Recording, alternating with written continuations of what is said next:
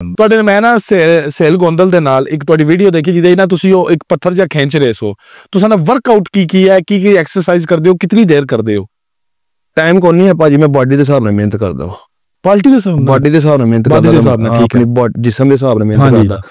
ਅਗਰ ਮੈਂ ਮਤਲਬ ਜਿੱਦਾਂ ਅੱਜ ਮੈਂ ਫਰੈਸ਼ ਹਾਂ ਤਾਂ ਮੈਂ 2 ਘੰਟੇ ਵੀ ਲਾ ਲਾਂਗਾ।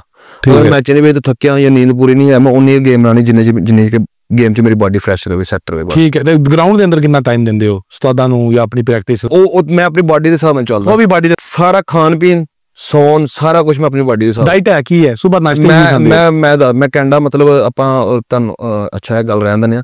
ਵੈਸੇ ਮੈਂ ਮੀਟ ਹੀ ਲੈ ਰਿਹਾ, ਚਾਵਲ ਲੈ ਰਿਹਾ, ਮੀਟ ਲੈ ਰਿਹਾ। ਕਿੰਨਾ ਮੀਟ ਖਾਂਦੇ ਹੋ ਦਿਨ ਦਾ? ਮਤਲਬ ਖਾਂਦਾ ਹੀ ਰਹਿਣਾ ਵਾ। ਕਿਲੋ ਸਾਰਾ ਖਾ ਜਾਂਦੇ ਹੋ?